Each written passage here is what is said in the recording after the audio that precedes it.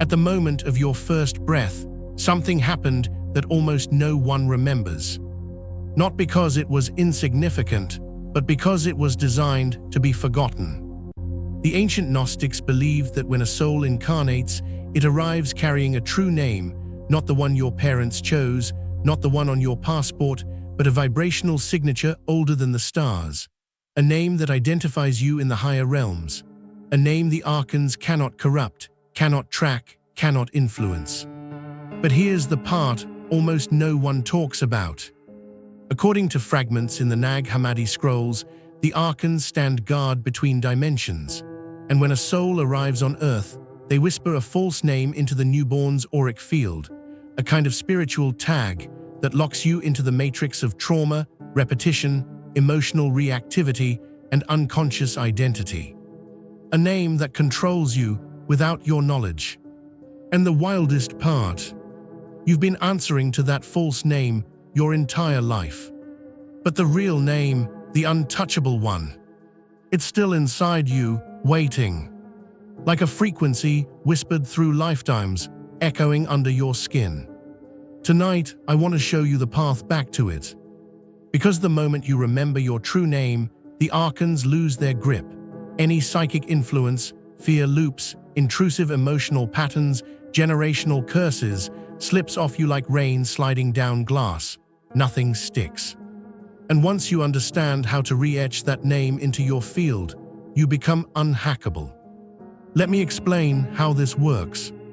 If you look at every spiritual tradition, there's a strange obsession with names.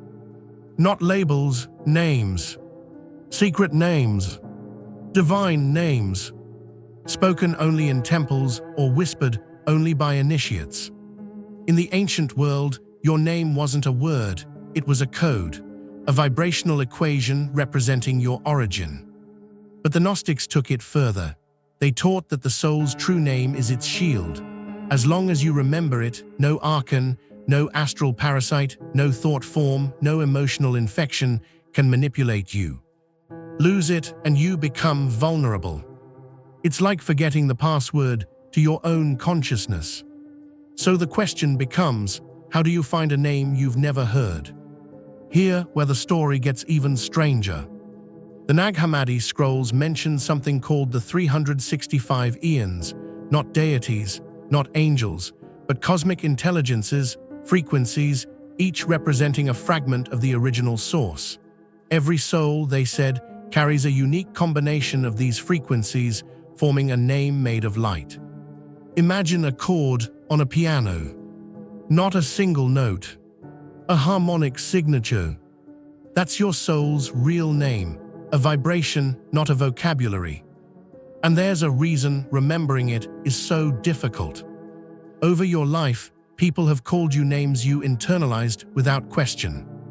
Names born from trauma. Names born from fear.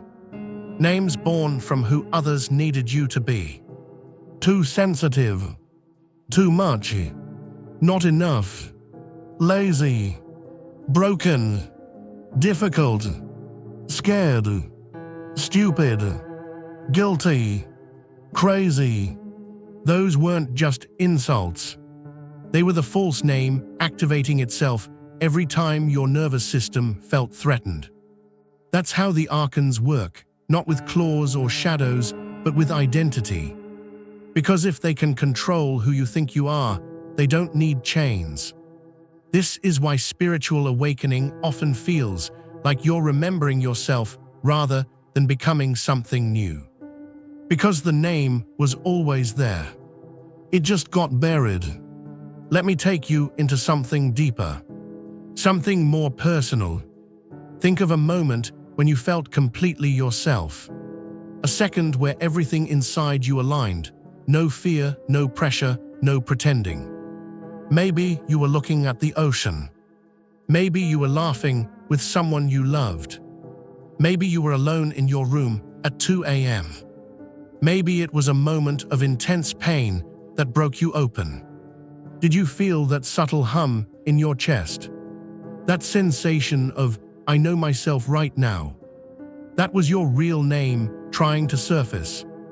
Gnostics believed that this name could be recovered through a spiritual technology, simple but incredibly powerful. A ritual that must be done over 3 consecutive nights, when the boundary between dimensions thins, when the soul becomes louder than the false identity. This ritual wasn't about chanting or worship or contacting beings. It was about tuning your field back to its original signature. They called it the 365 Aeons activation. Hear how it works. Each night you sit in complete darkness. Not pitch black, just dim enough that you can't see the outlines of objects. You breathe slowly, letting your thoughts quiet, not by force but by fatigue. And then you speak, not words but tones. Low, soft, drawn out, almost like humming. Each tone corresponds to one of the Aeons. You don't need to know their names. You don't need to memorize anything. You just let your body choose the tones. Your soul does the rest. Over 3 nights, something begins to shift. The tones vibrate through your chest, resetting the signature of your auric field. It's like wiping clean the graffiti the Archons sprayed across your identity and letting the original blueprint reappear. People who practiced this in ancient times reported strange effects. A sensation of warmth behind the sternum. Dreams with symbols or syllables they've never heard. A sudden clarity about their life path. A feeling of being inside their body for the first time. And in some cases, a single word emerging from the silence. Not dramatic, not angelic, not theatrical, just a whisper, a syllable, a hum, a vibration that feels like it belongs to you. That word, whatever it is, becomes your key, your password, your shield, your true name. And once you have it, something incredible happens. Emotional triggers stop hooking into you. People who used to manipulate you lose access to your energy. Old trauma loops fail to activate. Anxiety patterns dissolve because they no longer recognize you. Dark influences, psychic attacks, parasitic thought forms, they all slide off. Because the Archons don't know how to track the real you. For your entire life, they've been chasing the wrong name. Let me give you a metaphor to make this clearer. Imagine your soul is a radio tower broadcasting a private frequency. But the moment you're born, the Archons overlay a second frequency, a fake one with fear, guilt, and inherited patterns from your bloodline. You grow up hearing the static and thinking, "This is me." But it is.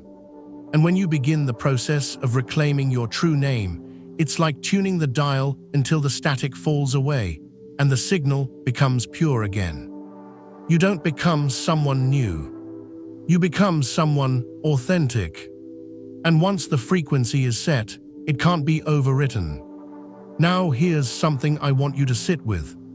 You already feel your real name, even if you don't know it consciously. Every time you've had a moment of powerful intuition. Every time you've made a choice that felt guided. Every time you've stopped self-betraying for the sake of others.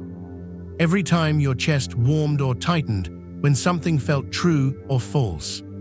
That was the name moving inside you. Not as a word, as a frequency.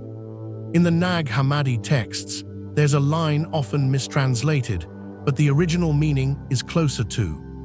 When the name is remembered, the light becomes armor. Armored, not metaphorical, energetic. Because when your field vibrates in your original signature, nothing external can hook into you. The Archons can only manipulate what they name, not what you are. If you're still here, I want to speak to you directly for a moment. Not as a narrator, not as a storyteller, but as someone who understands what it feels like to know you're living under a false identity. If this video feels like it's speaking straight to your core, It's because your real name is stirring. So if you want more content like this, revealing wisdom from ancient texts, decoding hidden spiritual technologies, exploring the deeper layers of consciousness, hit subscribe so you don't miss the next chapter.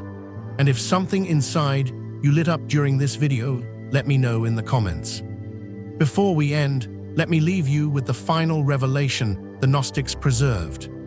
Once the true name returns, fear loses its anchor, darkness loses its map, and trauma loses its doorway. You become unhackable. You become unreadable to the forces that once fed on your confusion. And for the first time since the moment of your first breath, you finally become yourself again. The name is waiting. Now it's your turn to listen.